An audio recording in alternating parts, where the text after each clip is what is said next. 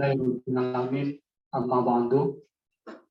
Puji syukur alhamdulillah pada kesempatan kali ini kita semua bisa berkumpul dalam acara 7 harinya Cak Nuril, dan sebetulnya saya tidak akan panjang lebar menyampaikan sesuatu.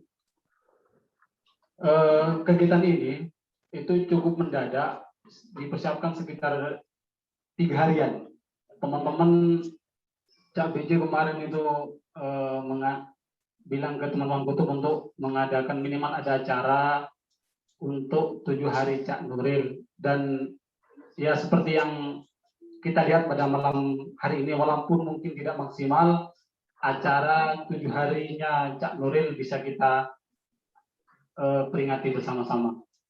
Kedua, saya berterima kasih kepada teman-teman yang sudah hadir pada kesempatan kali ini, kepada Mas Gugun yang juga sudah hadir, dan teman-teman dari TPSK, kepada Bang Saud dan juga Mas Saudan yang sudah menyempatkan waktunya untuk hadir pada kesempatan ini. Dan saya juga sebagai Ketua Komunitas Kutub, mohon maaf apabila dari persediaan baik tempat dan suguhan mungkin kurang berkenan dalam hati teman-teman semua. Saya mohon maaf karena inilah yang mampu kami suguhkan, dan inilah tempat yang mampu kami berikan kepada para tamu dan para teman-teman sekalian. Ya mungkin itu saja dari saya. Kurang lebihnya mohon maaf. Wassalamualaikum warahmatullahi wabarakatuh.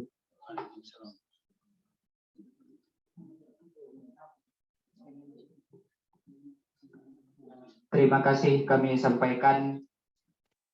Acara yang ketiga, pembacaan puisi dan musikalisasi puisi. Dalam hal ini, pembacaan puisi akan dibacakan oleh Saudara Aljaz Sahniha dan Huirul Anam. Kepadanya kami persilakan.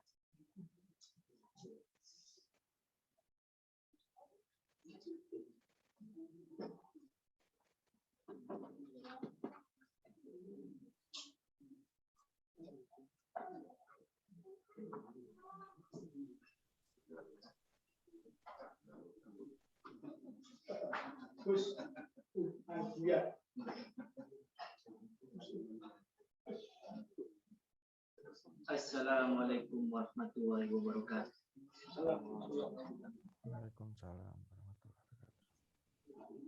Muqaddimah. Waktu di sayap malaikat. Karya Nuril Japisarki. Allahumma sholli ala sayyidina Muhammad. Ruh bersaksi, sederhana gerimis mengantarkan rasa atmosfer semesta. Terkumpul di kedalaman dada pujangga. Mengaduk magar sayap, mengadu dataran gurun. Gapaian kalbu menyingkap suduran tabir berdentaman tembang ganjil.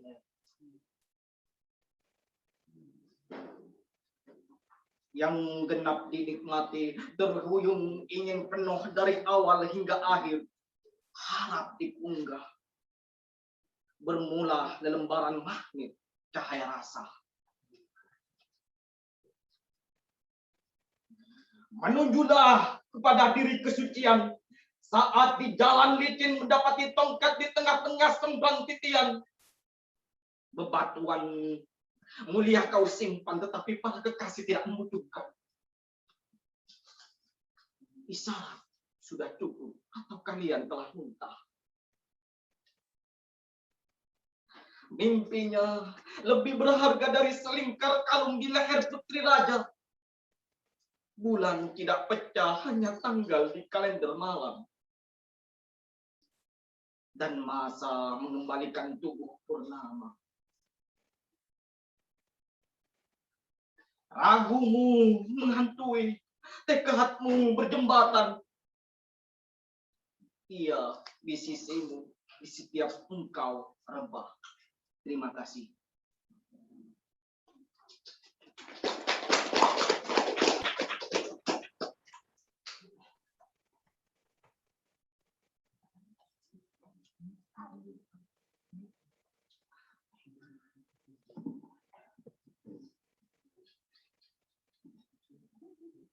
Akhir kesaksian. Memahat lembaran kertas dengan pena yang tumpul dan sengaja ia biarkan batu-batu waktu berguguran di kaki-kaki pilu. Sebentar terseka keringat lantas Bayu mengobarkan rasa, menjelati langit, memanggang sang surya dan putri bulan-bulan mengamati penuh gusar. Adakah kau masih ragu? Sedangkan masa-masa ini semakin terkepal padat, bak cairan darah kental mengeras. Lahar menukik di celah-celah batu, lainnya mengendap menjelma telaga senjamu. Itulah dada kemerah dan revolusi terasa biasa. Gunung, awan gemawan memelototinya bagaikan anak haram ditinggal nasib kemanusiaan. Namun masih adakah cadarmu berkebimbangan? Padahal masa menjemput bersegala kemegahan, beruapan harum kembang mayang nenek moyang, dan Bayu mengantar berita kemenjadian. Diri terpanggang dalam semangat tak berkesudahan. Ya Tuhan, jalankan jemari melangkah di jalur manis nantinya. Seruan darinya, sekuat perjuanganmu, sebaik ketentuannya. Ialah berat berkata demi kebaikan tempat tampak depan mata. Sedangkan kata-kata itu jelmaan deburan ombak paling rahasia.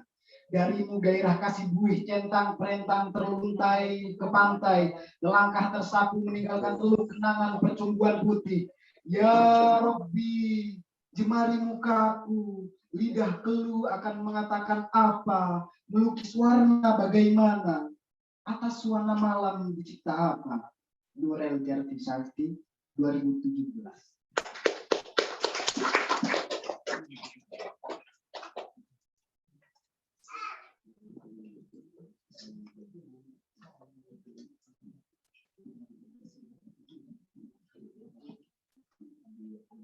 Terima kasih. Acara selanjutnya musikalisasi puisi yang dalam hal ini akan ditampilkan oleh Teater SK. Kepada yang bertugas kami persilahkan.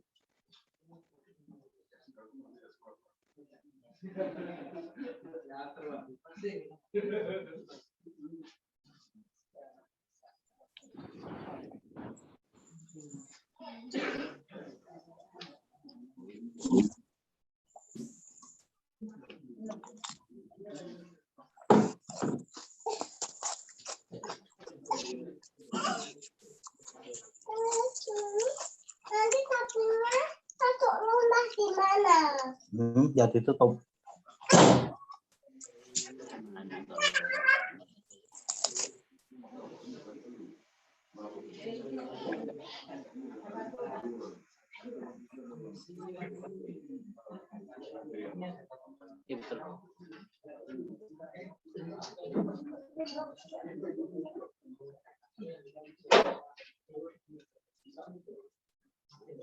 Tutup.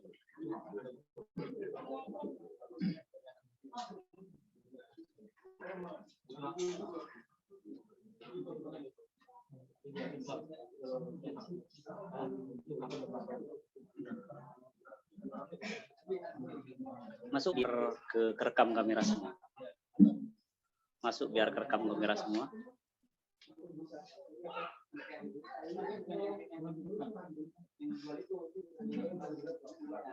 Silakan mic-nya. Tapi prolog dulu lah, Pak. Prolog dulu. Oh, iya, udah di bawahnya. Di bawah. Tidak ada benar.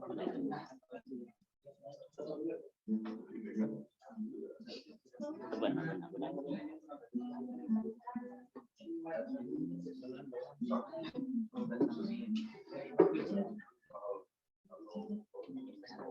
Dorong lagi. Sini, didorong lagi. Oke.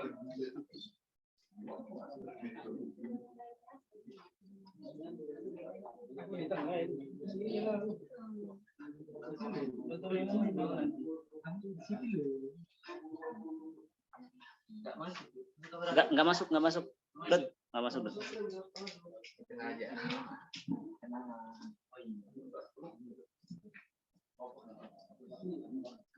Assalamualaikum warahmatullahi wabarakatuh.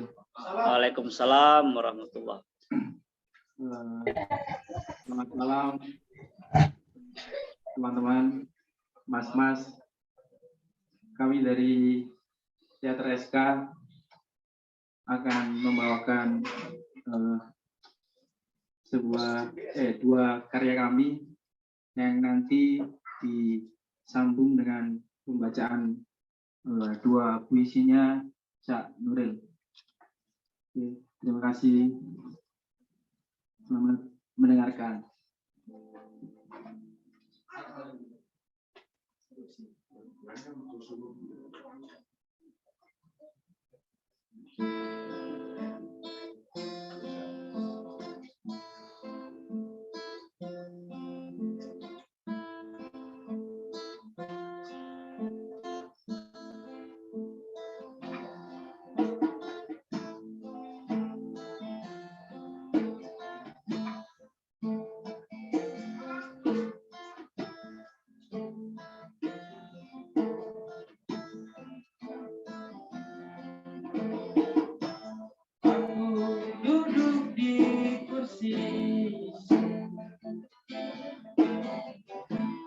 Kau berdiri di depanku, memegang buku dan pensil biru, catat janji-janjiku.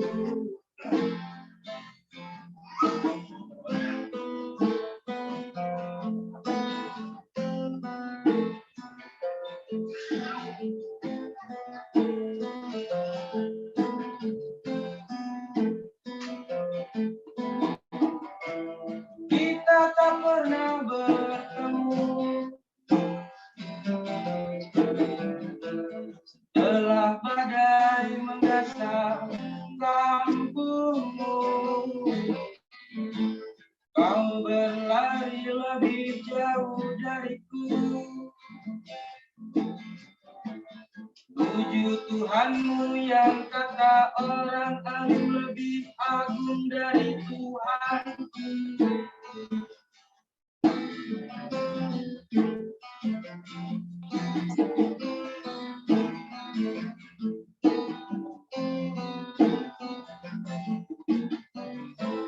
Sedang apa kau di sana? Adakah segelas teh dan makanan kesukaanmu?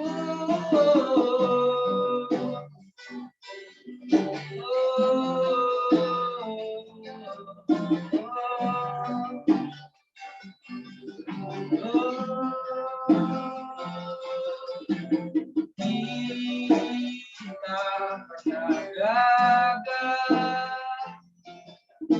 bawa suatu hari kau bersembunyi di ketiakku,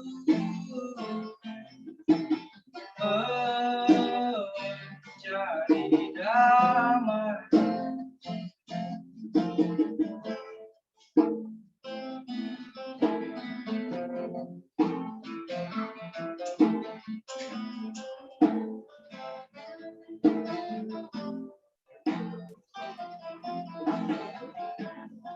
Sejauh padang-padang sepi,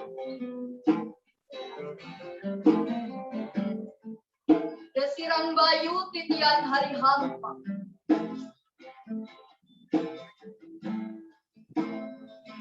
pada perburuan debur air mata.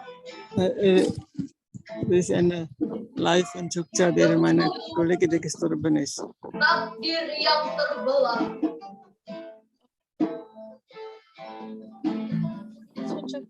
Jogja. Bayanganku Oh, siap.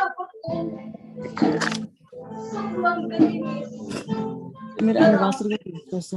Ulasa kita mit ni Jesus. Mir pastor lagi. Jiwa terpuruk berkelahi yang kekal, harumkan asap dupa kata-kata. Mata ada melotot, mencapai guguran daun-daun kaki putih.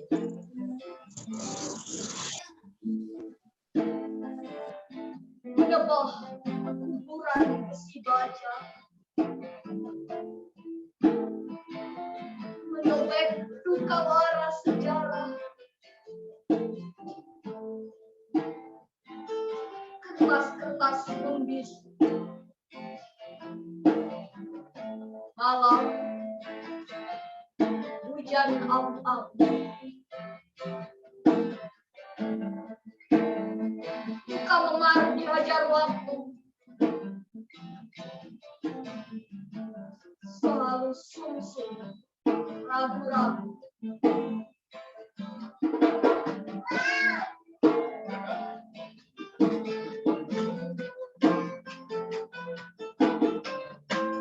Kau pulang ke rumah, bapak ibumu meluka jantungmu.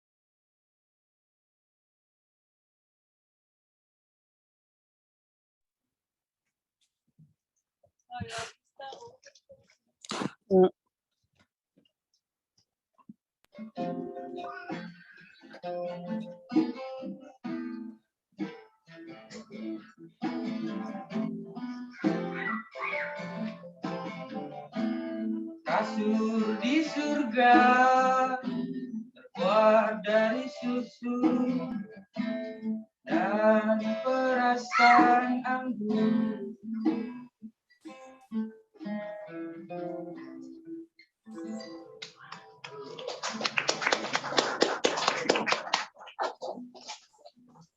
Itu tadi lagu yang pertama, judulnya Kursi, dan lagu yang terakhir ini judulnya ini juga dari puisi, Takkan Pernah Ada Yang Selesai.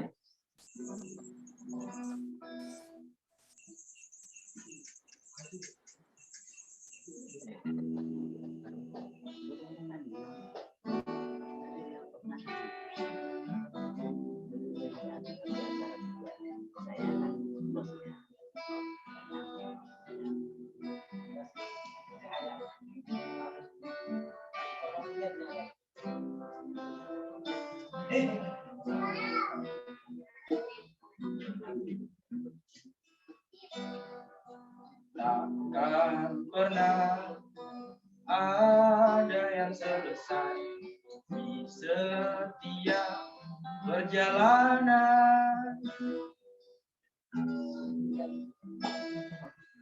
Aku pergi melintasi abad dan tahun gunung dan samudra,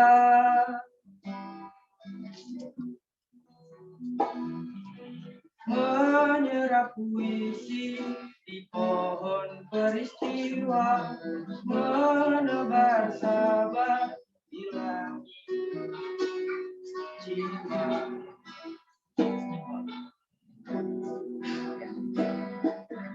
Aku ingin terus memeluk di suatu tempat tak bertanah.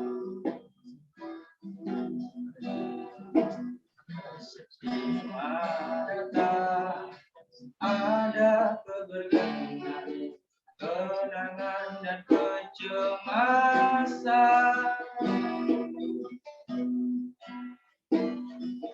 Bukan keramaian di taman akhir pekan, bukan keheningan makam-makam tua.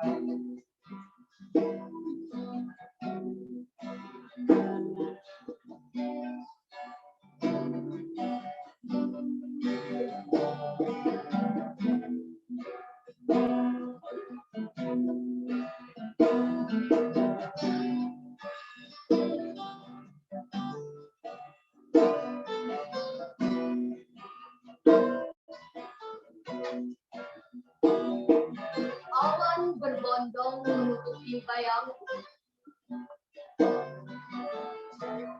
Hasrat mengendap, mencuri lewat jendela. Hujan mengaliri riuh ombak sungai jiwa.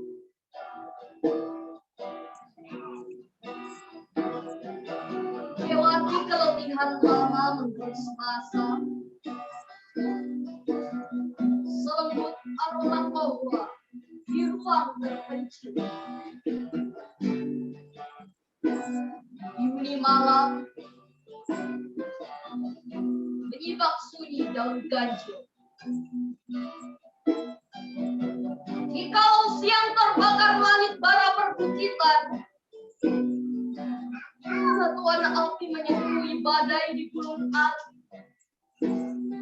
Ada ketinggian memanjat dada cahaya.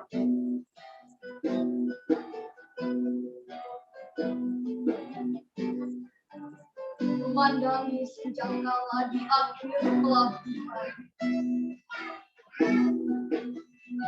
Pohonan menarikan bayu menanti petang. Pulang membelakangi bulan, ditunggu rindu.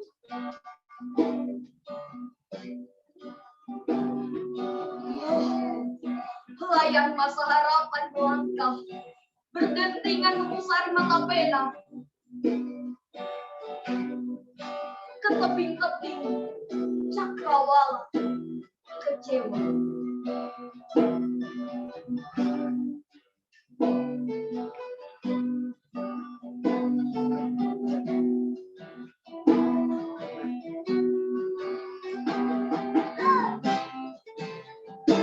Mari kita rayakan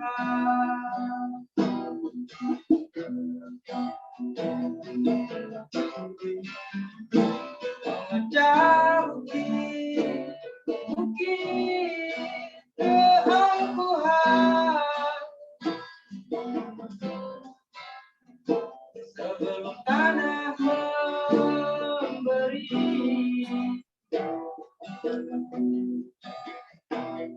aroma kemah. Iya.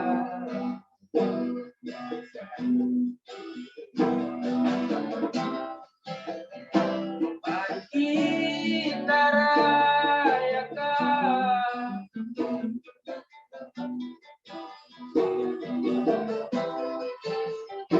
memecah bukit keangkuhan sebelum tanah memberi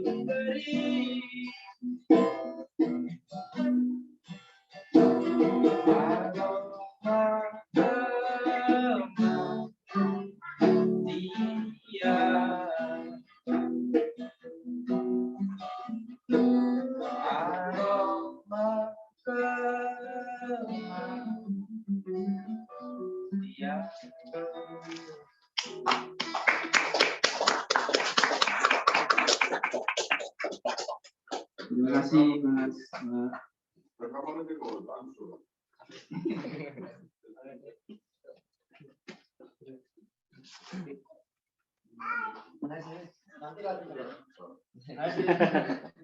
Tepuk tangan semua ya.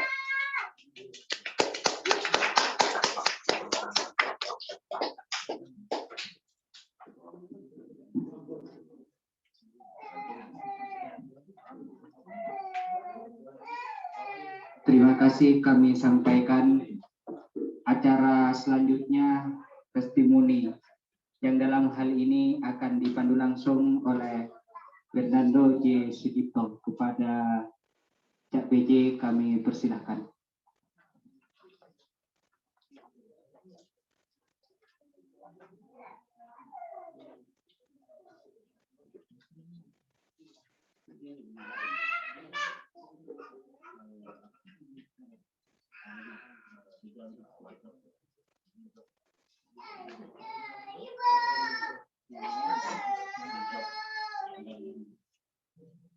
Assalamualaikum warahmatullahi wabarakatuh.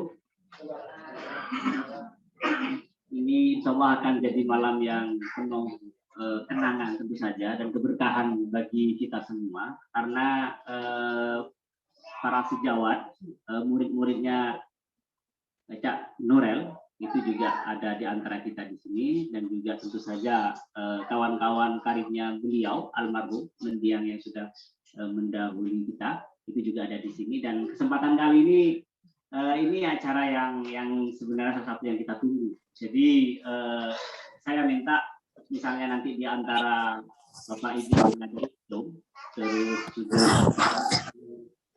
Kak Nuril nanti akan memberikan beberapa testimoni, tentu saja kami akan buka untuk kalian semua. Tapi sebelum itu, di sini kita sudah kedatangan tamu-tamu agung ini, salah satu pembesar Yogyakarta dan juga tentu saja Indonesia. Ada Bang Raudal, terus kemudian yang kedua ada Saud Situmorang, Bang Raudal sama istrinya Mbak Ida, terus ada Jan Koto juga, dan di dalam Zoom di sini juga ada Gugun Elguyani. Jadi nanti akan saya kira-kira testimoni ini akan kita apa istilahnya rangkai sedemikian rupa sehingga tidak menonton aspek-aspek taruhlah yang sejauh ini yang kita kenal Cak Nuril adalah sastra atau dunia kesenian. Jadi di sini ada sengaja kami mendatangkan salah satu keluarga kami dari komunitas Kutu. Ini Bapak Ibu yang ada di daring, semua yang sudah tergabung di Zoom dan nanti kita akan pasang upload ini di YouTube itu saja. Jadi acara malam ini dihelat oleh komunitas Kutub dan ini adalah tempatnya. Nah, kami salah satu teman dekatnya Kak Nuril juga datang di sini, namanya Gugun Elguyani. Beliau memang tidak aktif di dunia kesenian dan kesastraan, tetapi beliau lebih ke dunia-dunia yang kalau sekarang pekerjaannya akademik sebagai dosen, tetapi aspek-aspek spiritualitasnya bersama Cak Nuril sepertinya sedang ingin selalu diceritakan oleh beliau ini, Bang Gugun. Nah, sebelum itu saya ingin meminta maaf di Zoom ada Gusmu Muhyiddin M. Dahlan juga akan memberikan testimoninya yang sudah kami hubungi sebelumnya, tetapi juga di antara teman-temannya Cak Nuril terutama juga dari Aspas, di sini ada Mas Sigit sepertinya di Zoom. Nanti Mas Sigit minta kami untuk memberikan beberapa testimoni atau obrolan singkat. Kita lihat waktu tentu saja. Saya tidak akan lama-lama. Saya ingin langsung memanggil Bang Raudal Tanjung Banua untuk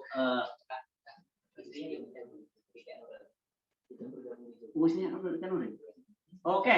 Ternyata selamat datang juga di sini. Ternyata ada istrinya Cak Nuril bersama kita di Zoom. Tentu saja di sela-sela ini saya minta untuk istrinya Cak Nuril untuk memberikan beberapa obrolan nanti kami tunggu. Tapi sebelum itu saya langsung ke Bang Raudal untuk bisa bersama kami di sini.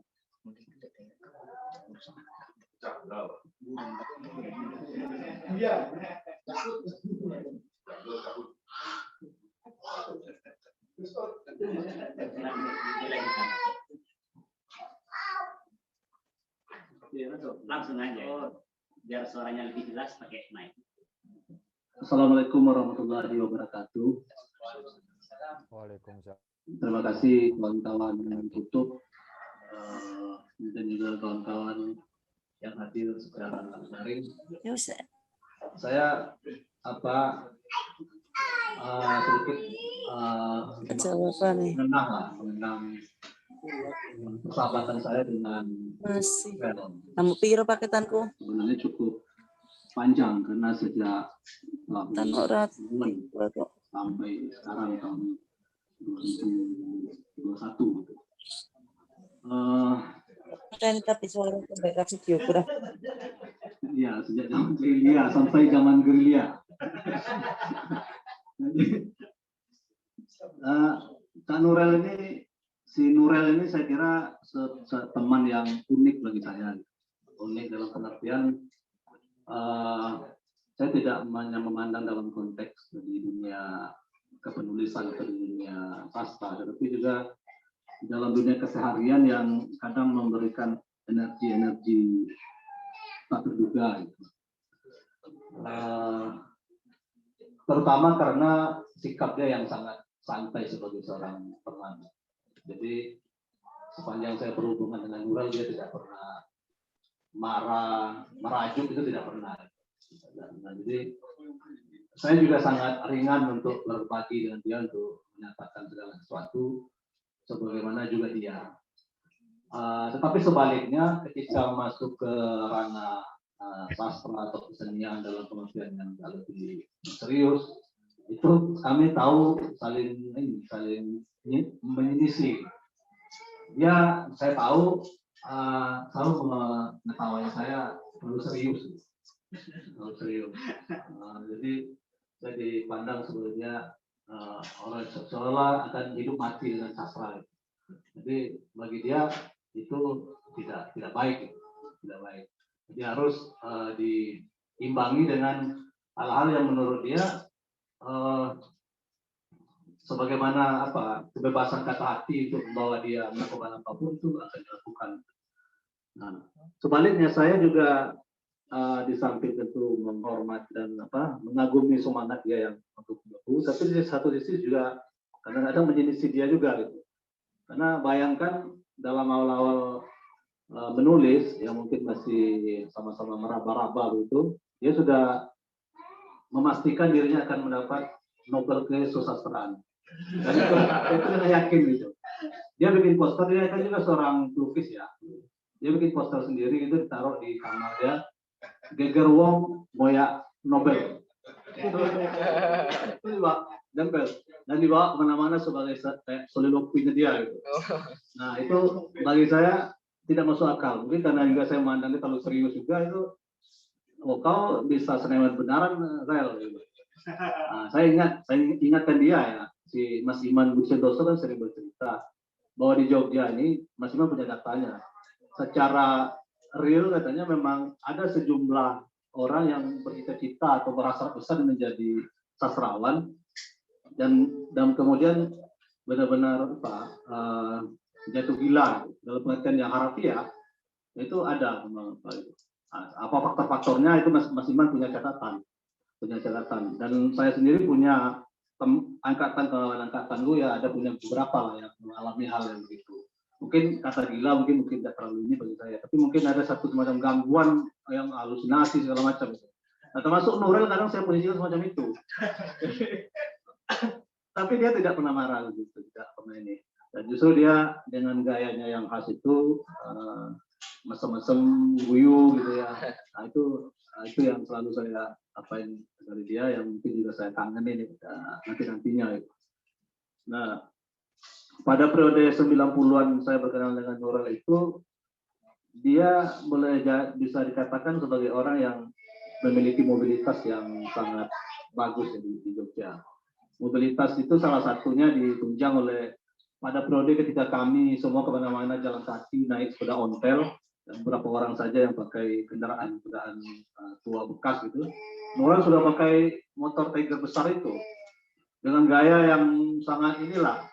Kalau sekarang banyak, kalau kalian lihat di Jakarta sekarang kan para penyanyi sesawat itu pakai topi laken, pakai sepatu apa gitu ya. Nurel udah tahun 90-an udah model gitu. Ya ada model itu dia. Model itu.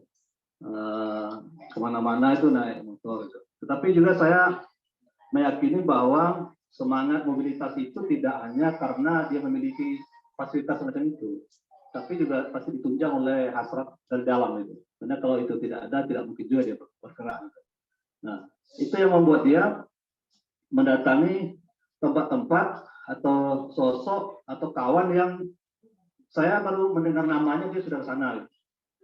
Nah, dia sudah berhubungan dengan sangat baik dengan kawan-kawan, misalnya ke misalnya kayak model Mohaimin Asep itu kan tinggalnya di utara. Saya kan jarang-jarang ke utara. Tapi si Nurel sudah berhubungan dengan baik tahun itu. Nah, saya kan lebih banyak di selatan, di belakang keraton. Nah, si Nurel udah depan samping kiri keraton sudah, termasuk ke rumahnya Pak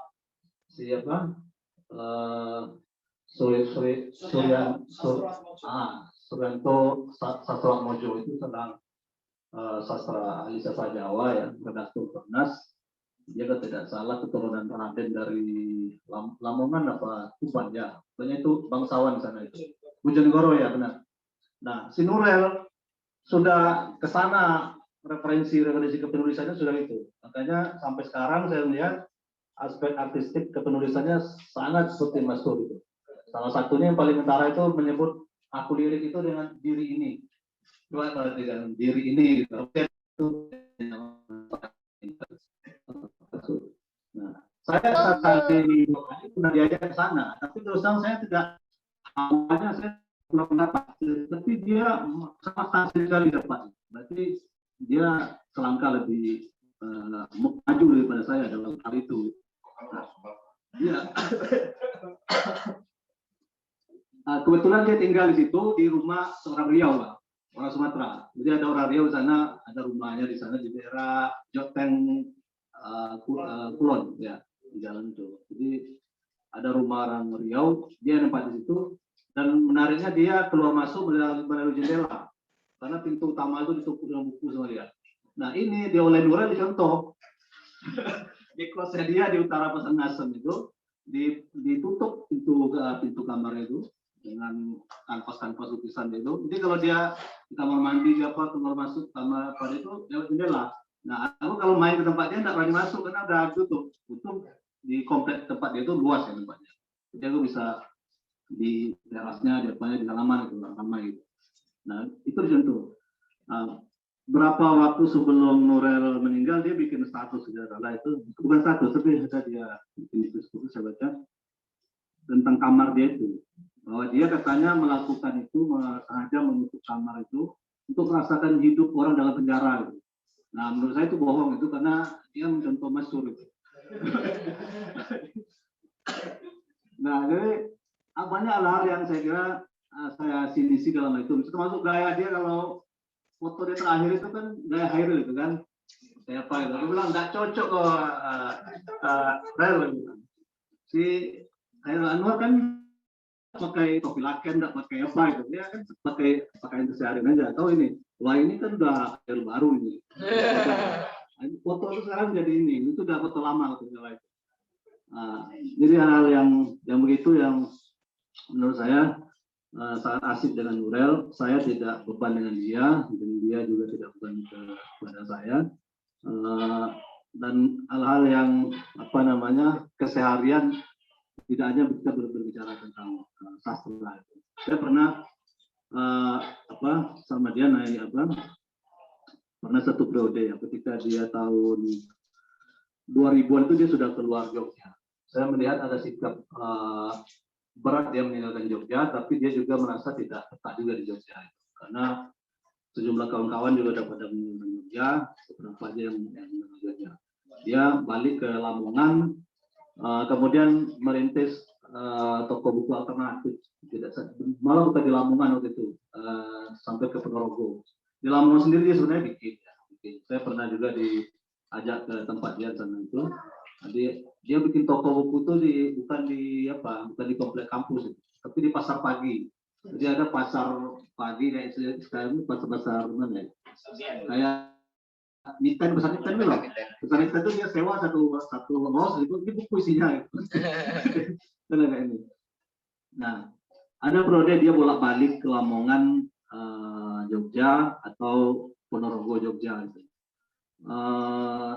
Waktu itu dia agak sering ke Lampung. Saya tanya ada kegiatan apa di Lampung, dia bilang lagi bikin jaringan. Gitu.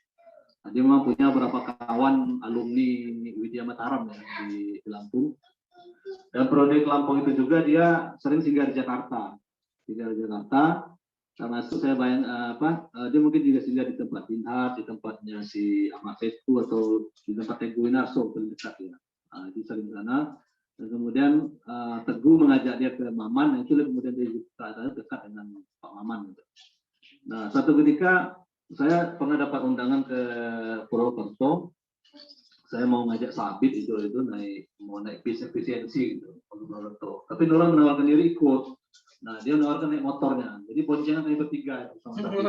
Dia bonceng. Kami lewat jalan belakang dari Bantul, Serandaan, terus apa.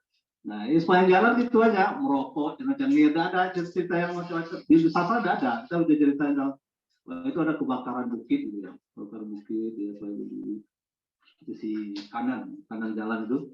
Nah, kita berhenti melihat, itu dia berbicara tentang ada sesuatu pasti di bawah bukit itu, sampai ada api yang tidak mau padam itu. Karena waktu kami pulangnya api itu masih ada, tapi tidak, memang agak unik buat kebakaran itu, tidak membesar juga, tapi dia menjalar terus itu. Nurul curiga bahwa di bukit di kawasan Kebumen itu ada sesuatu gitu. Kalau Jawa dia pakai istilah apa saya sudah tidak ingat. Termasuk kami mampir juga di Gua Jati Cacar, dia mengkritik keras waktu itu.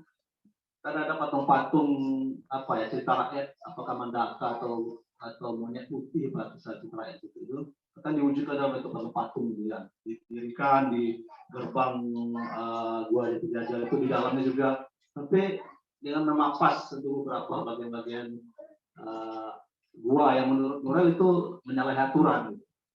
Ini seharusnya tidak ini gitu.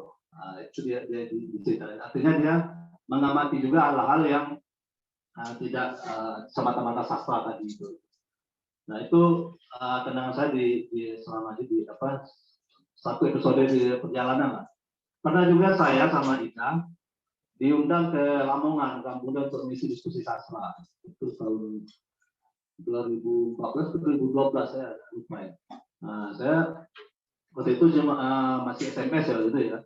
Kami dituntun naik angkutan dari Jogja, naik bis Eka, turun di Ngawi, dari Ngawi kemudian naik jalur ke Bojonegoro pakai bis ini gitu.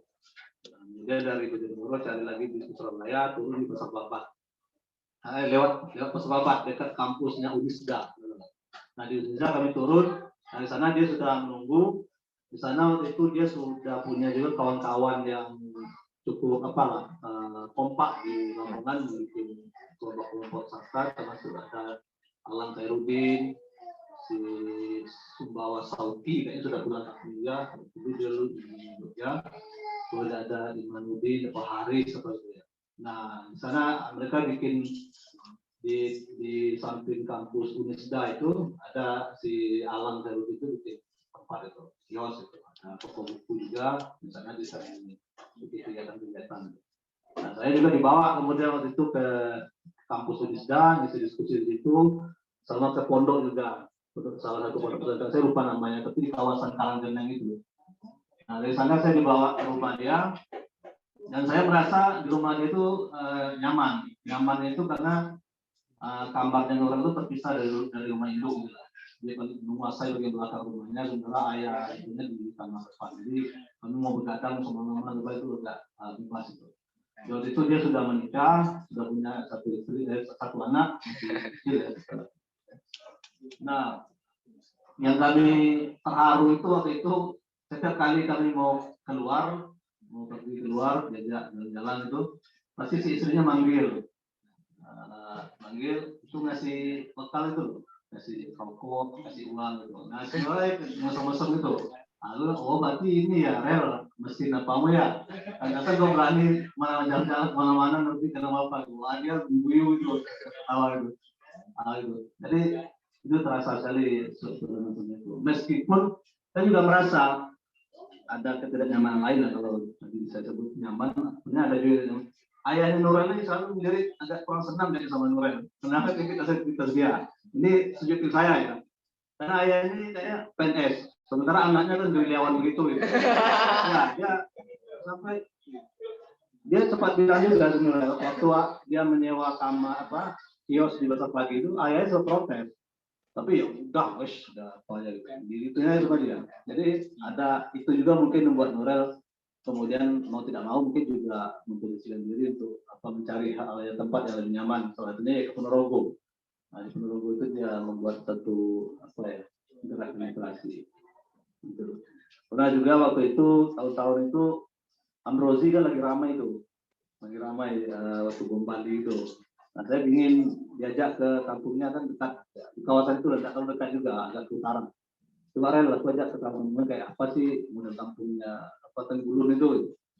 Cari kawan yang paham tempat itu.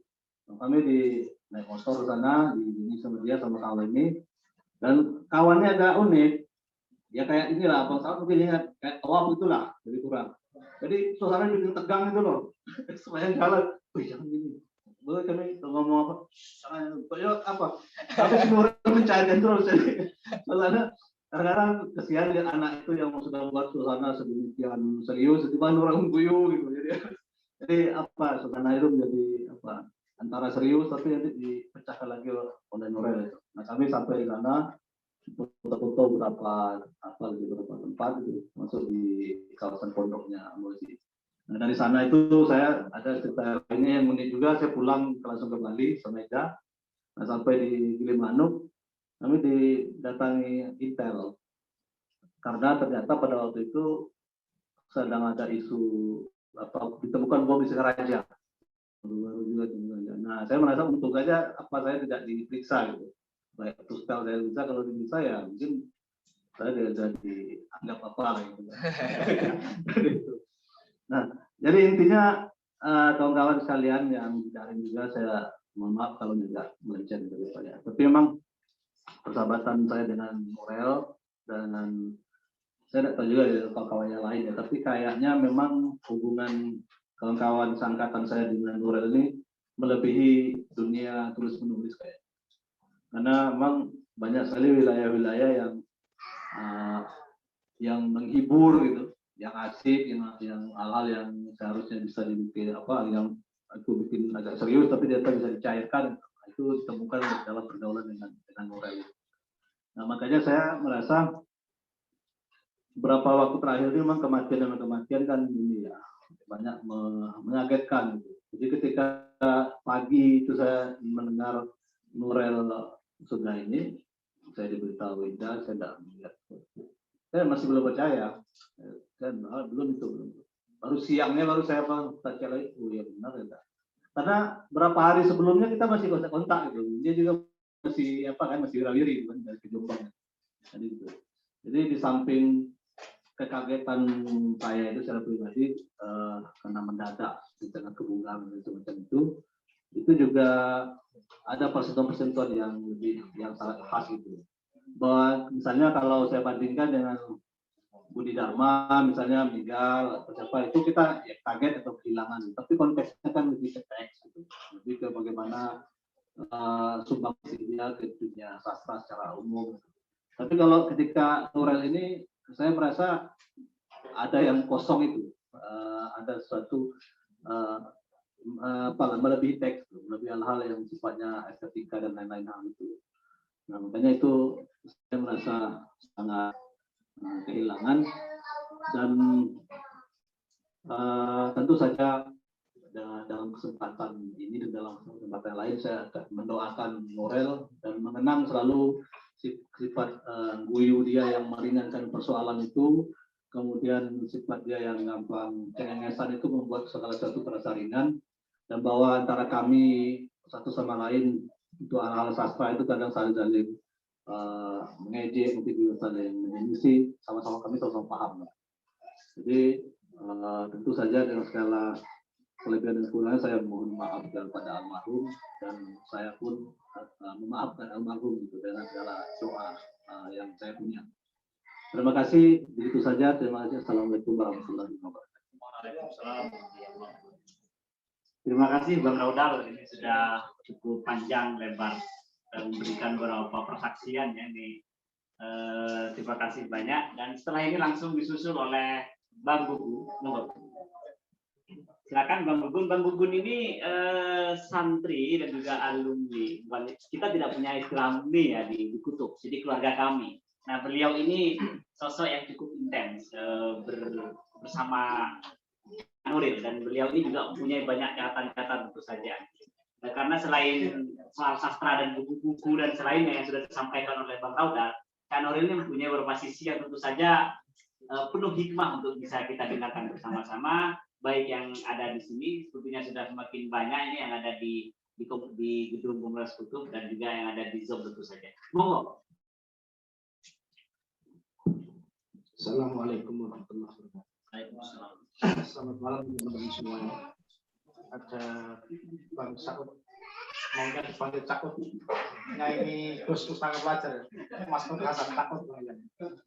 Udah Raudal Tanjung Banua, Mbak Ida, udah Indrian Butuh, teman-teman teater Eskam, Cak Uci dan teman-teman Kutub yang menjadi sohibul hajah, bukan hanya sohibul bait.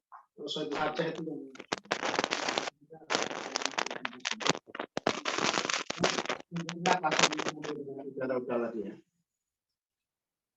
saya dikenalkan oleh almarhum Gus Zainal dengan Cak Nuril itu kira-kira tahun 2005 ya. Ketika Gus Zainal roadshow pesantren di Jawa Timur, hampir semua 4 poros pesantren utama di Jombang yang menopang NKRI itu Cak Nuril mengikuti Gus Zainal. 4 pilar Cakut ya, Bang Saud ya, Terbiren, Peterongan, kemudian Tabak Beras sama satu lagi mana ya? Tempat kayaknya Gus Dur. Nanya 4 ya. 4 itu Gus Zainal diundang semua dan Cak Nuril menjemput keperluan rokok kita, snack kita Cak Nuril semua. Jadi sisi pertemanan kepenulisan saya kira sudah dilewati karena justru kita menjadi pertemanan yang lebih personal, lebih manusiawi ya ketika itu. 2005-2006 kira-kira. Begitu Gus Zainal wafat, Cak Nuril sering ke Jogja, dan yang tempat rujukan biasanya saya kayak itu mulai 2007 saya meninggal ya. Apa 2007 ya? 2007 atau 2008 ya saya diajak ke Udara itu masih kontrak di Anda ya. Nah, saya ngajak Cak Nuril sekitar 2000. Sabit masih kecil kayaknya malah. 2007 atau 2008 saya diajak ke acaranya Bang Saud di Yayasan Umar Khayyam ya. Masih ingat ya? Nah, itu saya ngajak. Saya itu bukan penulis sastra. Tapi Cak Nuril selalu mengapresiasi tulisan saya di media. Karena waktu itu saya sedang produk-produknya di KR, Suara Merdeka, Kompas Jogja, kemudian Jawa Pos. Itu dia ikut baca. Tapi kalau saya ikut baca tulisannya, saya nggak paham. Jadi dia sudah makomnya sudah berbeda dengan saya. Saya tidak bisa memahami. Bahkan beberapa kali mau nyetak buku itu di tempatnya siapa? Arti ya, percetakan Arti. Itu selalu ngajak saya untuk ngecek, jadi belum. Saya selalu dikasih satu gitu. Saya kalau baca judulnya udah senang, tapi dalamnya kan saya nggak paham. Saya lebih memahami bukan tulisannya, tapi memahami kemanusiaan, memahami asketisnya zaman ini. Yang dia ternyata di tengah penampilannya kata Udara yang sudah koboi tahun 90-an ya, karena bapaknya itu pegawai kantor urusan agama ya, PNS. Ya antena orang tuanya itu, ibunya pedagang, dia punya 2 toko besar di pasar sama di rumah. Jadi kalau Cak Nuril keliling Lampung seminggu, Jakarta, Jogja, pulang 2 minggu, 3 minggu, bawa kemana lagi, tasnya udah si rokok 2 slop itu ya. Rokok 2 slop, ada sabun, ada pasta gigi, uang, macam-macam. Kadang rokok 3 slop itu yang satu untuk pondok dulu. Saya masih ingat, mungkin angkatannya Cak Muhib di atas saya ya, Muflis, Salman Rusdi, mungkin Cak BC masih awal-awal juga masih ada, sering mampir. Itu kan jadi dengan itu pada akhirnya bukannya Gus Zainal ya, tapi dengan teman-teman ini nggak kenal auto belikan beras. Itu anak-anak itu kan kemiskinannya di bawah standar Afrika. Di bawah, ya di bawah standarnya PBB. Iya, betul. Selalu ninggalin rokok satu stok beras belikan. Suatu ketika mau bedah buku apa yang kecil, yang dibedah oleh Joni Garaladia di UI itu. Dan saya nggak tahu ini apa namanya kitab yang kecil. Enggak, malaikat ini kecil, ukurannya kecil. Enggak, ukurannya kecil tebal banget. Dia ke Jogja dulu di Pondok Kutub. Kesadaran yang betul. Dia pertama kali datang, soal ke Jakarta, mau baca ini tusuk buku di bedah. Nyebutnya bukan Doni, bojone siapa? Dia Pitaloka. Oh, Doni toh. Padahal kok hebat, bisa bersama tuh bisa. Sampai sinau saya udah tak. Dia semalam diskusi sama saya. Karena dia tanya toh, Doni siapa toh?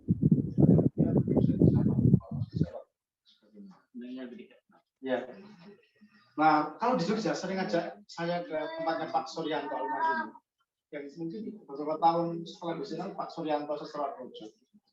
Dia memang pujangga Jawa, orang Bojonegoro karena dekat dengan Cak Nurul, tradisi Bojonegoro Lamongan itu. Ketika itu di dekat alun-alun ya, udah ya, di Pakaian ya, Pakaian. Dan Suryanto memang orangnya unik juga.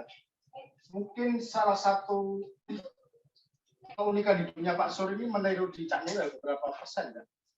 Pak Sur tidak hidup di rumah kos kontrak enggak, tapi di empernya orang kan.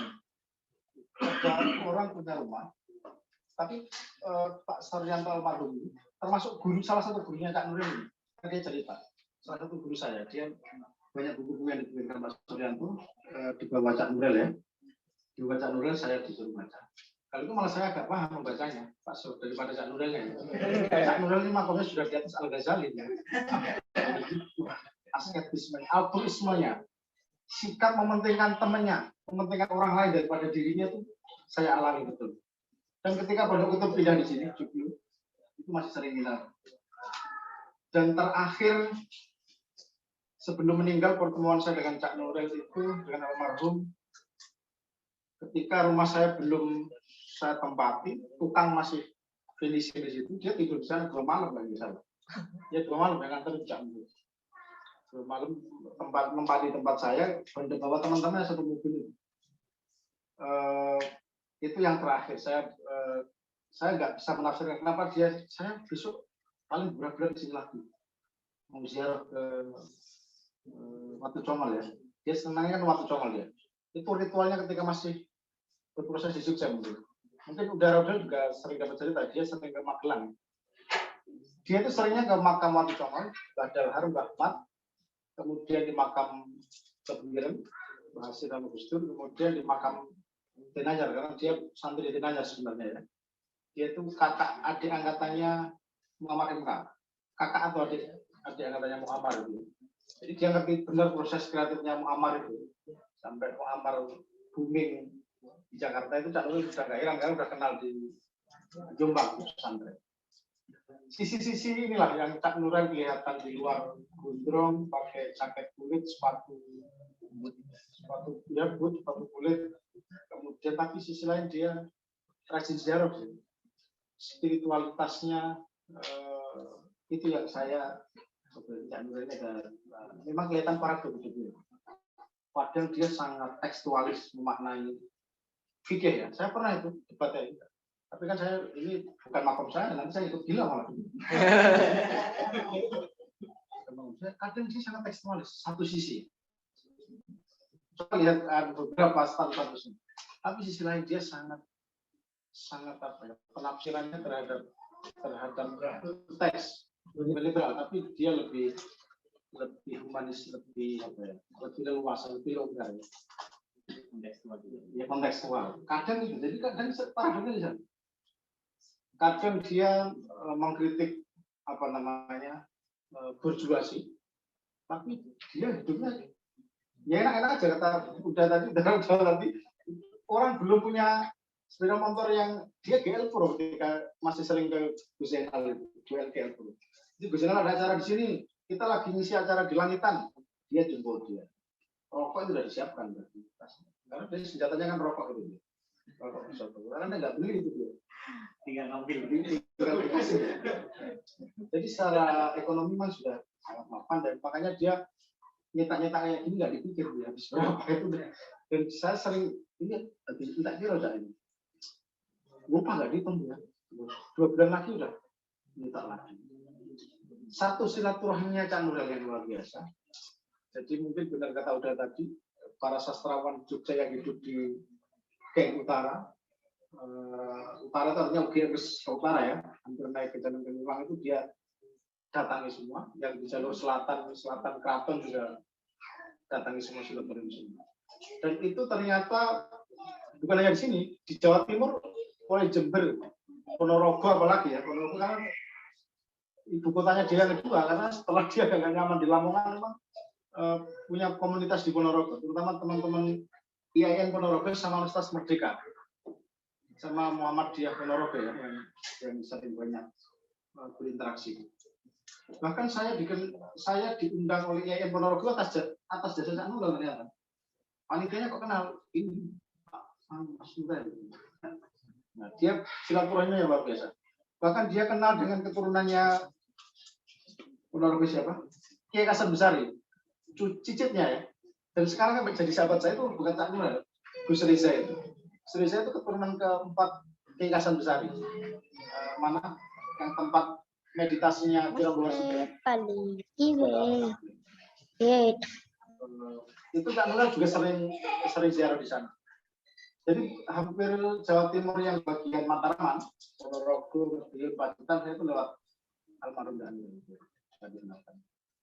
Dan saya agak kurang komunikasi setelah Cak Nuril itu sekitar tahun 2010-an ya.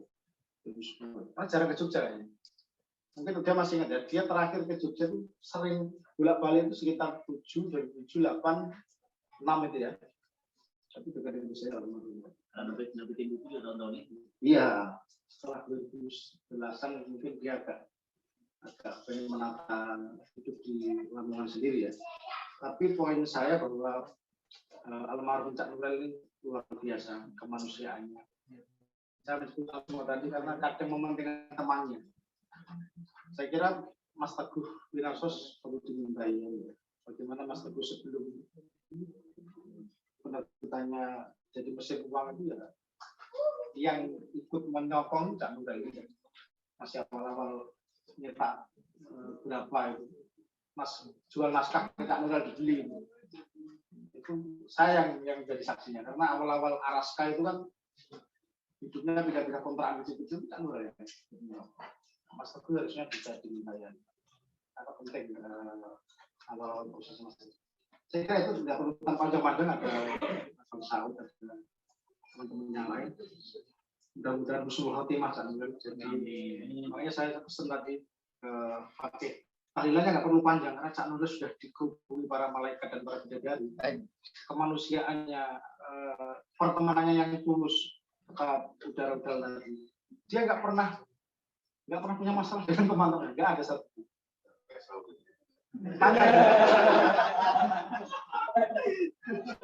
Bahkan teman-teman yang makin jenuh kok orang lulus-lulus gini, yang enak aja ya. Maka akhirnya saya pernah dapat cerita dari Cak Alang Khairuddin gitu kan, temannya berproses di Lamongan ya. Karena komunitas sastra teater Lamongan itu dia yang menghidupi. Bukan menghidupi tapi berperan penting. Berperan penting karena Nuril punya apa ya, jiwa yang menguripi lah, menghidupi. Saya kira ini testimoni pendek mudah-mudahan menjadi Tuhan mengampuni dosa-dosa Cak Nuril dan seluruh amal baiknya. Tulisan-tulisannya yang tidak saya pahami dipahami Tuhan.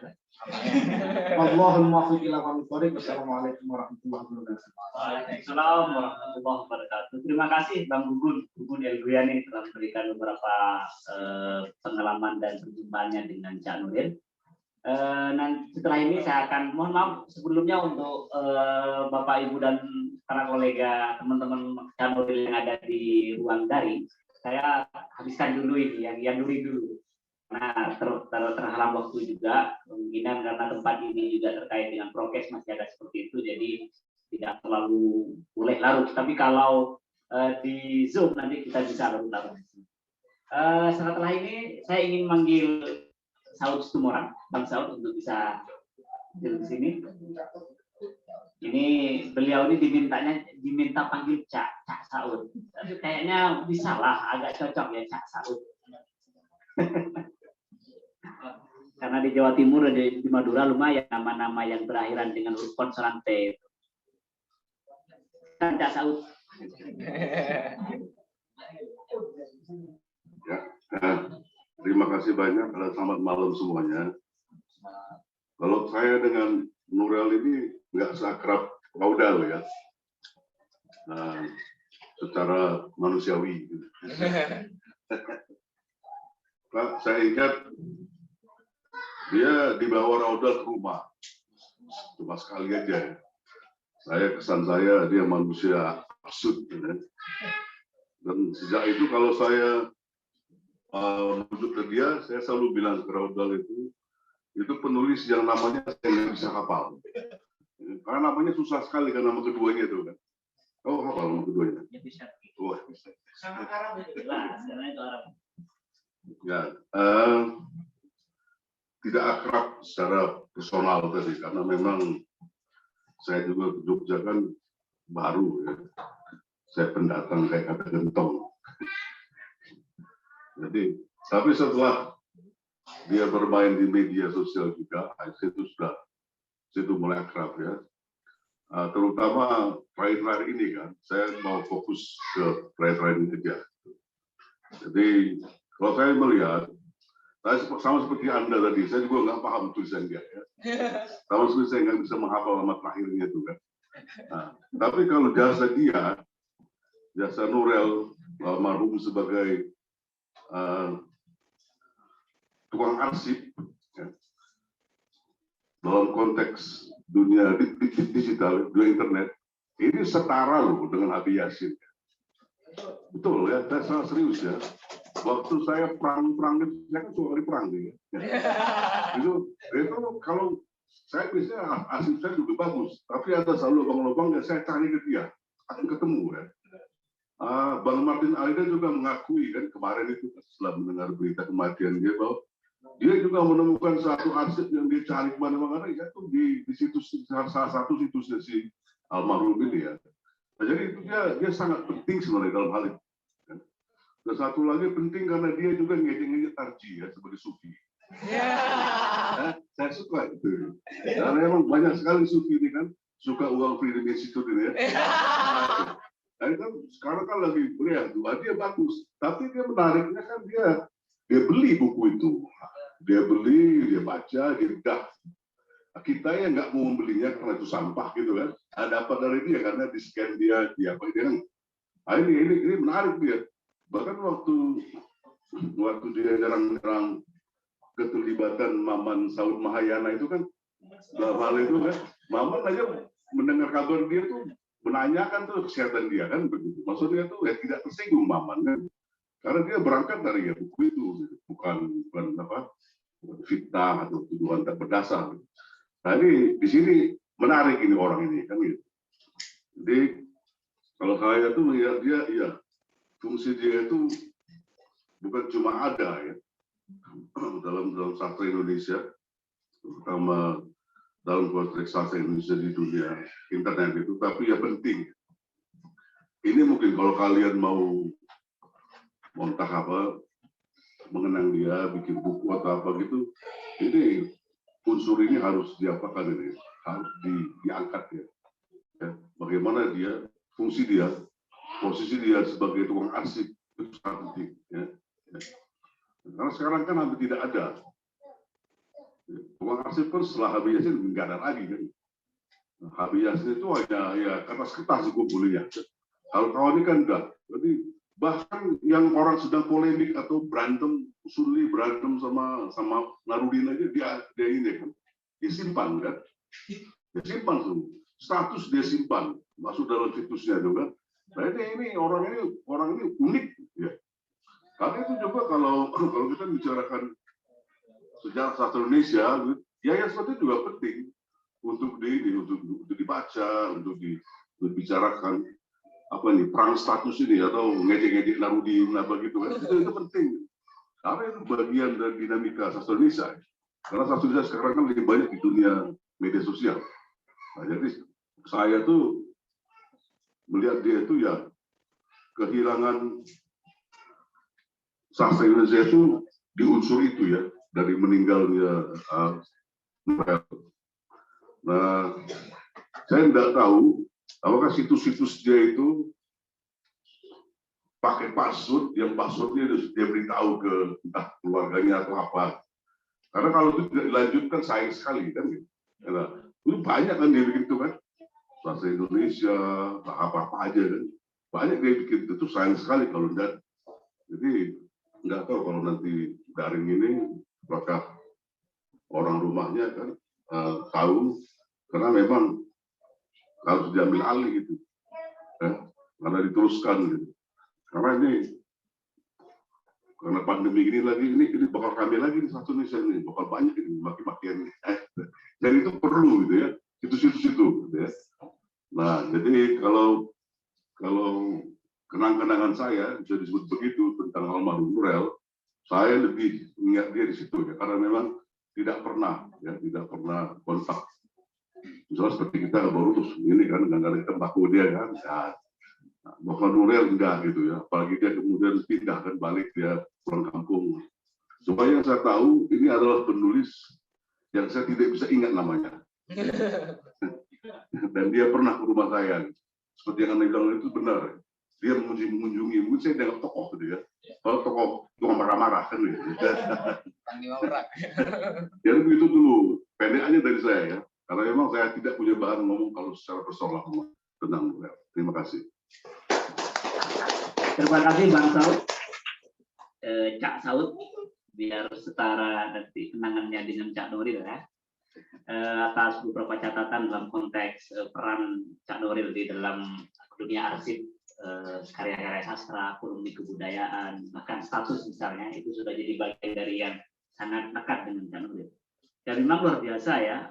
Salah satu beberapa sajak saya tahun 2006 itu yang di blog itu sama Cak Nuril tetap ada di situ, dan saya sangat terkejut karena betul-betul sudah hilang dari ingatan saya.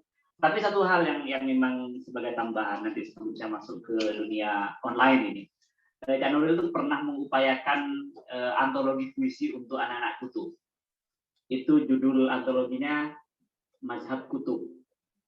Itu pernah itu terbit di Puja apa? Pustaka Pujangga. Jadi Cak Nuril punya penerbitan yang dirintisnya sendiri, namanya itu Pustaka Pujangga, dan salah satu yang diterbitkan itu antologi puisi teman-teman kutub, namanya Mazhab Kutub. Itu sekitar tahun 2011 mungkin, sekitar itu terbit buku itu, tapi saya lupa tidak bawa. Jadi seandainya saya ingat, tentu saja akan saya pajang di sini. Ini sedikit dari banyak karya-karyanya Cak Nuril, tentu saja yang sudah Cak Nuril usahakan untuk terbit, dibawa kemana-mana, dan juga tentu saja teman-teman semua sangat akrab bahwa Cak Nuril itu menulis, menerbitkan, dan membawa karya-karyanya sendiri. Ini sebentuk usaha yang jarang sekali dilakukan oleh para penyair tentu saja ya, oleh para penulis. Tetapi Cak Nuril mempunyai komitmen itu, dan itu di luar nalar mungkin secara common sense kita. Ini nalar. Gusmo masih ada di daring? Masih ada, Mas PJ. Gusmo, ini Gusmo mau silahkan untuk melanjutkan beberapa catatan, kenangan perjumpaan dengan Cak Nuril. Silakan Gusmo. Ya, terima kasih Mas PJ, teman-teman sekalian. Seperti kata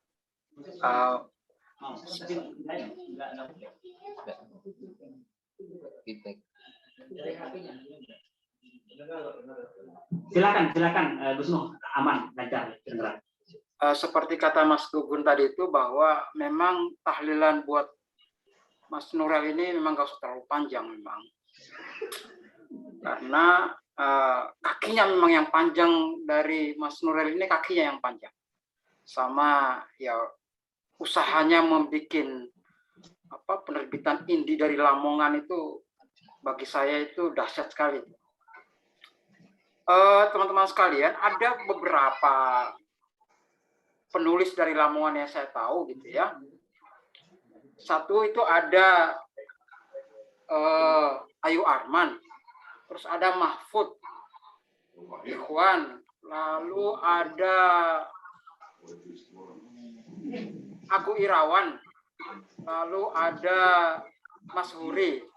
Nah, salah satu yang tetap menetap di Lamongan dan membuat penerbitan sendiri adalah ya Cak Nurel ini. Jadi Cak Nurel lah bagi saya, menurut saya yang berada di lokus Lamongan gitu ya, yang di masa ketika penerbitan buku indie marak sekarang, dia bagian yang orang-orang yang pertama yang saya kira mengusahakan bagaimana penerbitan indie itu bekerja di daerah. Nah, itu jasa terbesarnya dari Mas Nurel gitu ya. Yang setiap tahun, hampir setiap tahun ya, dia datang di Apresiasi Sastra, dan tahun sebelum pandemi itu dia masih datang ke Sewon waktu itu. Bukunya dibedah oleh Agu Irawan juga dari Lamongan, sesama Lamongan. Ya seperti apresiasi teman-teman tadi itu bahwa memang tulisannya Nurel ini sangat sulit dipahami gitu kan. Tapi orangnya yang mudah dipahami. Jadi kalau tulisannya sulit ya pahamilah orangnya gitu. Itu satu. Kedua adalah bahwa seperti kata Bang Saud tadi itu, yang tidak pernah terlupakan dari Nurel ini adalah caranya mendokumentasikan secara blogging gitu. Jadi dia tidak seperti HB Yasin misalnya yang harus teks gitu bukan teks, yang offline tapi dia online, dan dia adalah yang dia dokumentasikan bukan koran ya, tapi macam-macam percakapan media sosial yang itu tidak dikerjakan oleh pemerintah sama sekali. Perpustakaan Nasional nggak kerjain dong. Apa yang diungkap oleh Twitter, Facebook, apalagi Instagram sekarang itu nggak ada ininya, itu nggak ada dokumentasinya itu. Nah, orang-orang yang kayak Nurel ini, dan karena dia kerja sendiri, kita tidak bisa berharap terlalu banyak ya. Nah, mungkin ini yang kosong saya kira ya. Dan itu harus digarap oleh komunitas yang agak besar itu. Karena cepat sekali kan, dunia digital lebih cepat daripada dunia yang dihadapi oleh orang-orang kayak HB Yasin gitu. Jadi hal yang kedua seperti kata Bang Saud tadi adalah caranya mendokumentasikan media sosial dengan dana apa adanya gitu ya. Jadi mendokumentasikan bagi Mas Nurel itu adalah bukan dananya, tapi kemauannya. Makanya kemudian dia tidak pernah memikirkan awal-awal itu adalah blognya kayak apa, didesain kayak apa, pokoknya apa adanya aja, kayak blogspot itu loh. Makin murah, ya tetapi kerjakan, karena yang penting intinya itu adalah dia mengumpulkan seluruhnya yang masih bisa dia jangkau, terutama mendokumentasikan karya-karya teman-temannya gitu. Makanya dia banyak diingat orang sastra karena dia bisa mendokumentasikan yang sezaman dengan dia gitu, yang masih berkutat bersama gitu. Itu yang kedua buat saya adalah caranya mendokumentasikan lumayan unik gitu. Dia kalau di blog-blog itu setara dengan yang mendokumentasikan 1965-66. Mas Yohanes yang mendokumentasikan apa saja tentang 65 gitu. Bahkan misalnya ketika saya tulis sesuatu tentang 65 itu ada di blognya dia gitu. Saya kira ini gila betul ya. Nah, itu mirip dengan dikerjakan oleh Mas Nurel. Pesan moralnya adalah bahwa ada saatnya suatu masa gitu ya, mendokumentasikan itu hal-hal yang bersifat spesifik gitu. Bahkan misalnya kalau ini terlalu sastra ya, mungkin gede kan apa yang diangankan oleh Mas Nurel. Tapi kadang ada hanya orang kayak puisi gitu, semua tentang isu puisi, ada cerpen, ada isu tentang macam yang peritilan-peritilan dalam sastra gitu. Nah itu yang coba sebetulnya dibangun oleh Mas Nurel tadi dan diingatkan kembali oleh Bang Saud di awal tadi. Yang kedua, yang ketiga adalah seperti kata Gugun tadi itu, energi berjalannya ini yang susah kita tiru gitu ya. Dia bisa kemana-mana, bisa melompat kemana-mana kayak tong bajil. Jadi dulu Lamongan itu saya kenalnya itu dari Tutur Tinular, dari daerah itu. Tempat persembunyian terakhir tong bajil sebelum digempur oleh Arya Kamandanu itu. Nah di situ ada Nurel gitu ya, yang ujuk-ujuk datang di acara apresiasi sastra di Jogja misalnya, ada Nurel datang gitu dengan dengan penampilannya gitu ya yang unik gitu dan tidak bisa diam gitu kan. Nah itulah Nurel, dia punya energi besar seperti energi orang oposan gitu ya, yang tidak pernah mau dengan melihat sesuatu yang sastra itu tenang-tenang aja gitu kan. Nah Nurel itu ada di situ. Dia ya mungkin ada santrinya kali ya, yang santri pengelana itu loh, yang bisa dari kota ke kota itu. Nah 3 hal itulah yang dilakukan oleh Nurel sepanjang hidupnya gitu ya, yang bisa kita ingat. Dan ada buku-buku yang diterbitkan, terutama sekali adalah yaitu tadi bagaimana dia membangun fondasi dan imajinasi kita tentang bagaimana menerbitkan buku dari Lamongan gitu. Menerbitkan buku-buku indie dari Lamongan saat IBC indie book Korea aja belum lahir ya. Di Lamongan itu sudah ada. Dan itu dikerjakan oleh seorang Nurel gitu. Kalau Mas Aguk misalnya beda. Mas Aguk itu dia dibesarkan oleh Jogja gitu ya. Jadi konstruksinya di Jogja. Tapi beda sama Mas Nurel, dia bisa menghidupkan semangat sebuah buku itu di kota kelahirannya, namanya Lamongan itu. Dan itu adalah buku-buku indie gitu kan. Nah, buku-buku indinya adalah sastra. Nah, disitulah dia ketemu dengan apresiasi sastra justru dari Lamongan. Dan itulah saya kira ya Mas BJ, apa yang bisa saya ingat dari almarhum Mas Nurel. Semoga karya-karyanya bisa memberi inspirasi bagi kita. Yaitu tadi seperti dikatakan oleh Mas Gugun, tahlilannya memang nggak usah terlalu panjang gitu ya. Tapi karyanya kita panjang-panjangkan, semangatnya juga kita coba panjang-panjangkan. Terima kasih. Assalamualaikum warahmatullahi wabarakatuh.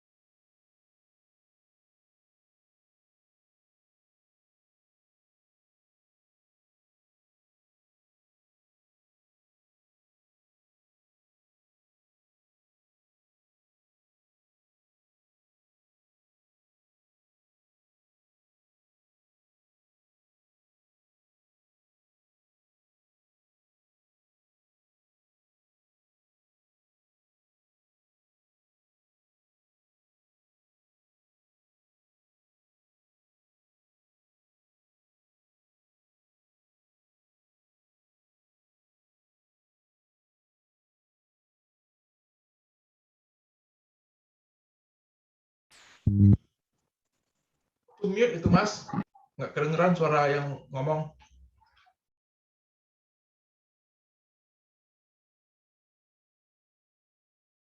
kurang kedengeran seperti itu. Apakah di ruang Zoom ini ada istrinya Cak Norel?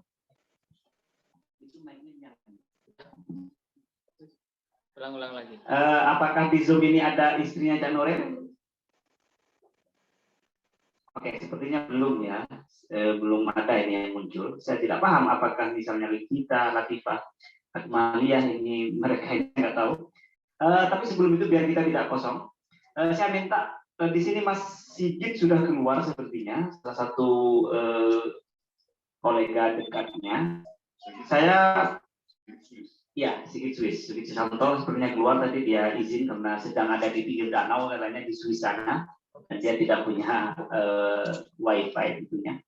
Saya minta siapa yang ada di ruang Zoom untuk bisa memberikan beberapa catatan sepatah dua patah untuk Cak Norel. Monggo, silakan nyalakan ini. Ini ada pesan. Ada itu yang pakai inisial L. L ya, itu entar saya pastikan.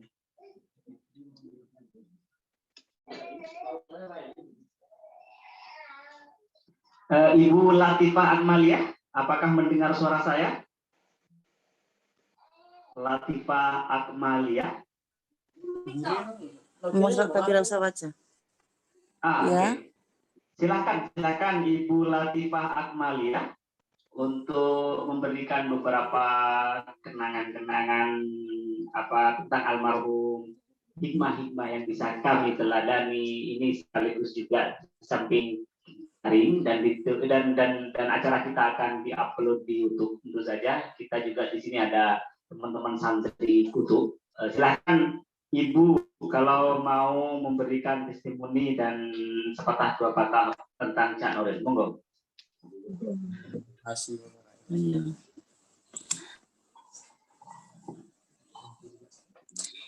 Ya, assalamualaikum warahmatullahi wabarakatuh. Waalaikumsalam warahmatullahi wabarakatuh. Terima kasih atas kesempatan yang diberikan kepada saya selaku istrinya Mas Norel.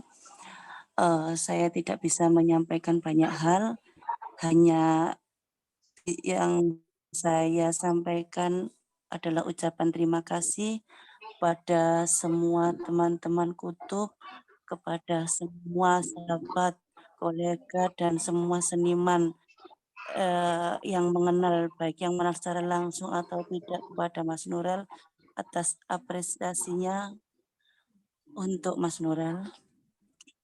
Saya ucapkan sekali lagi terima kasih. Selanjutnya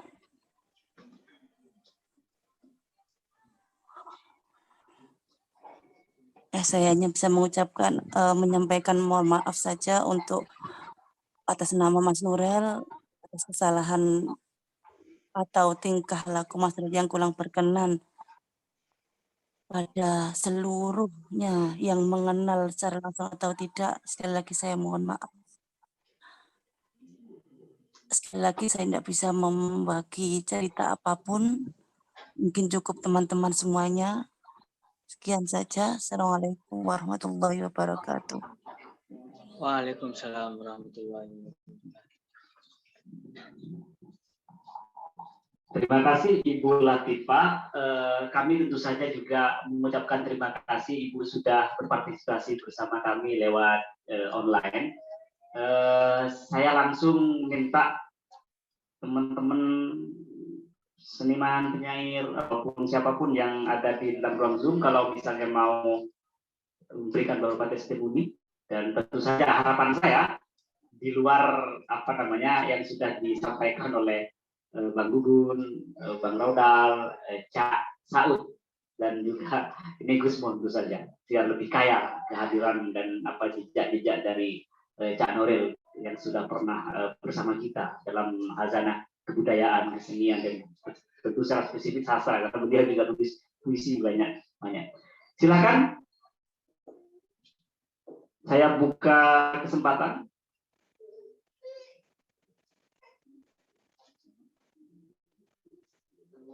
Sepertinya di sini ada Mas Saifuddin Gani, Ini ada Denny Mizhar ini yang masuk dalam grup bersama Mas Sikit ini. Apakah Mas Denny ada mau menyampaikan beberapa hal?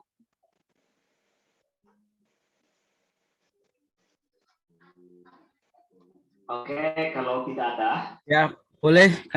Terima kasih. Silakan. Ya. Terima kasih teman-teman semuanya, teman-teman YouTube. Assalamualaikum warahmatullahi wabarakatuh. Selamat malam Mas Rodal, Bang Saud, dan semuanya yang hadir di situ di acara ini.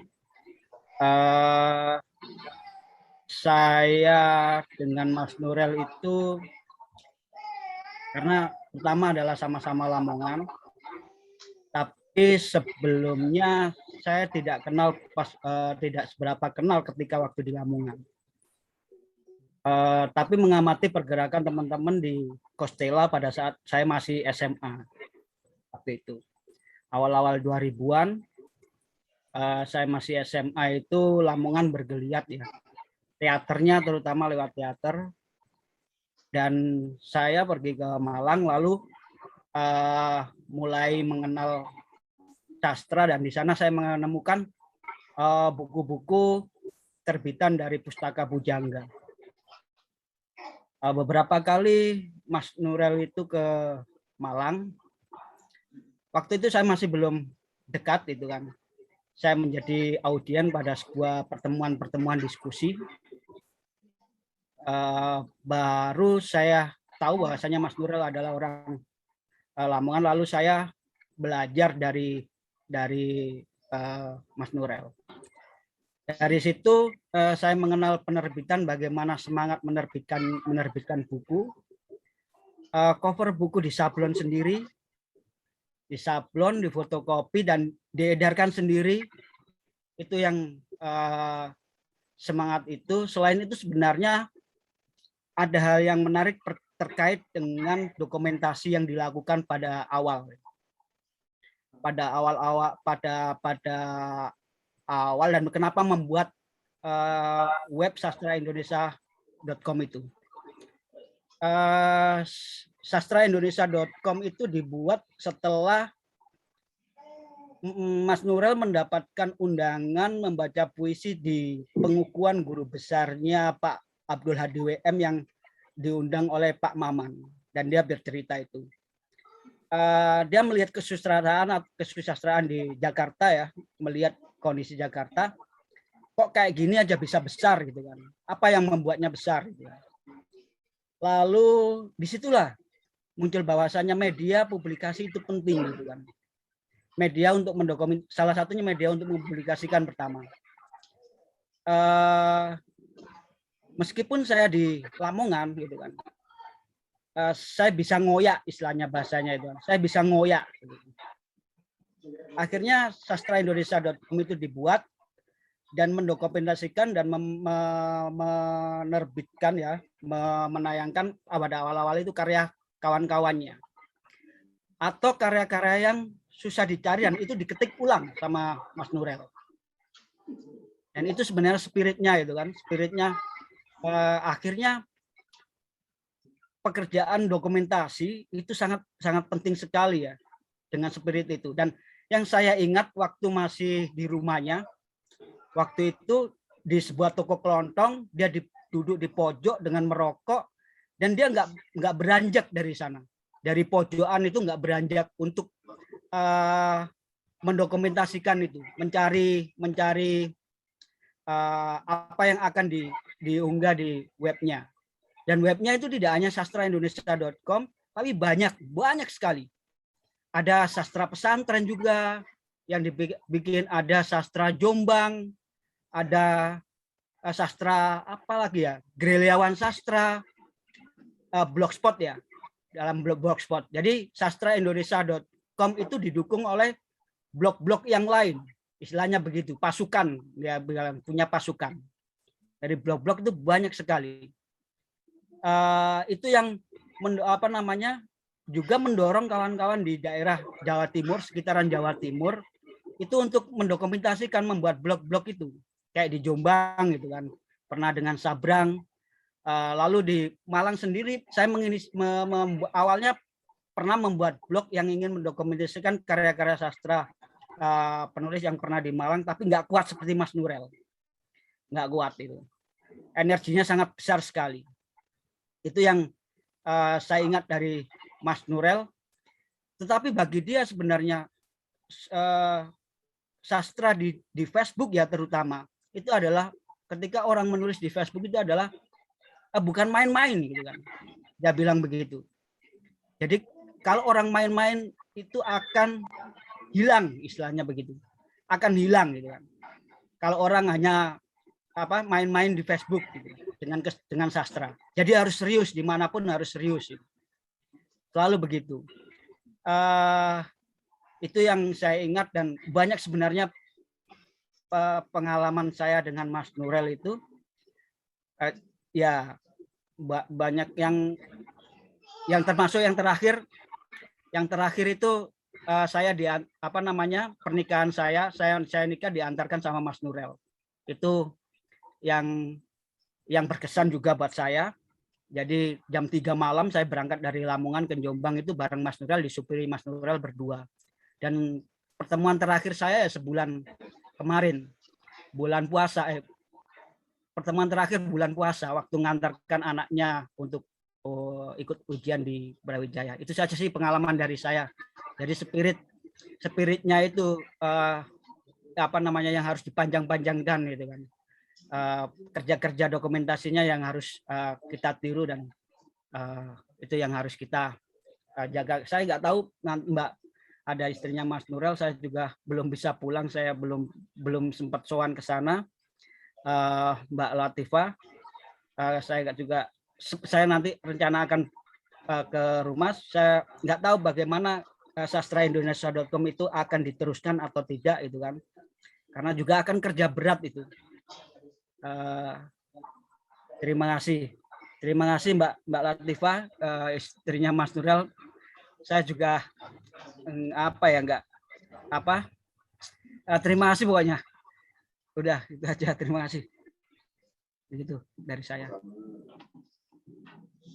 Terima kasih Bali untuk Mas Denny tadi yang sudah memberikan beberapa pernyataan panjang, dan ke depan memang juga asli dari Lamongan, secara pergaulan tempat sangat akrab tentu saja, sangat dekat.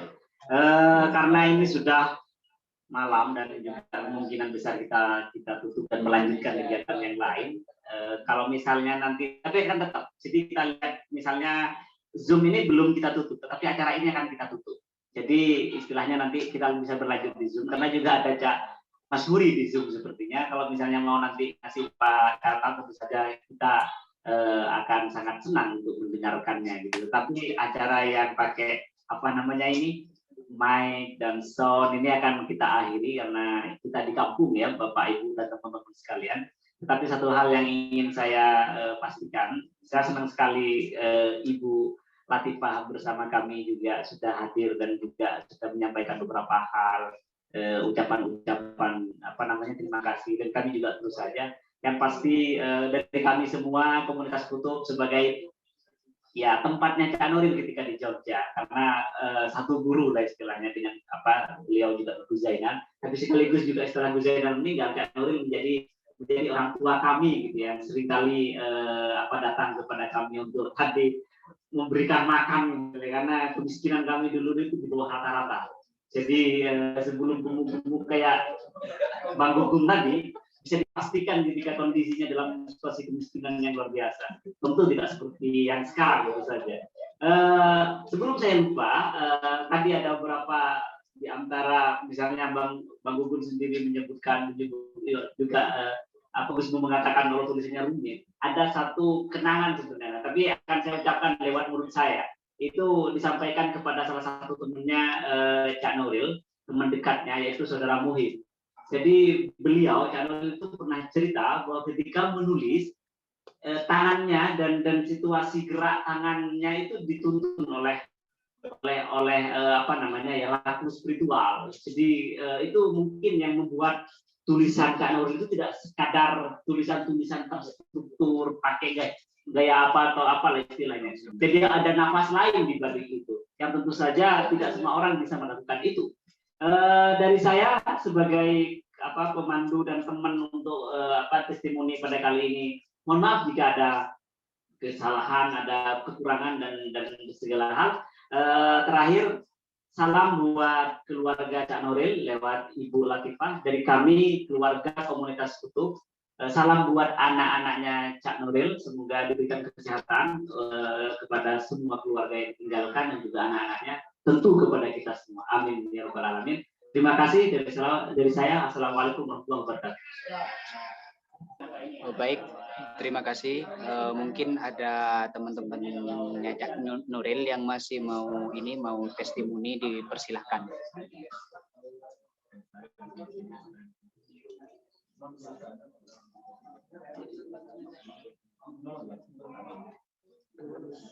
Ada ya?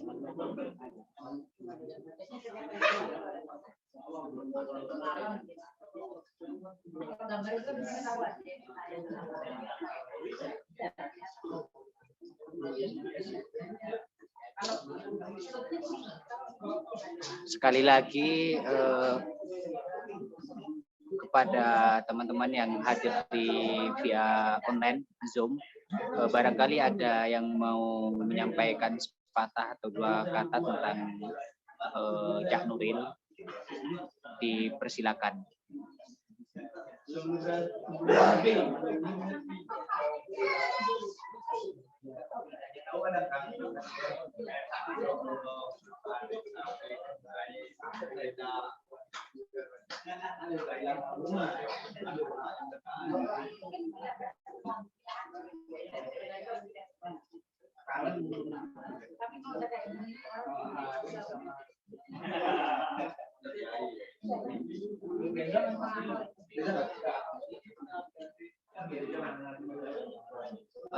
Baiklah, karena waktunya sudah jam 9.32, karena sekarang sudah mulai malam dan teman-teman sekalian, baik yang hadir di online ataupun offline, saya ucapkan terima kasih. Selebihnya saya pribadi atas nama pembawa acara pada acara doa malam mengenang Cak Nuril, saya tutup dengan pembacaan Alhamdulillah. Assalamualaikum warahmatullahi wabarakatuh.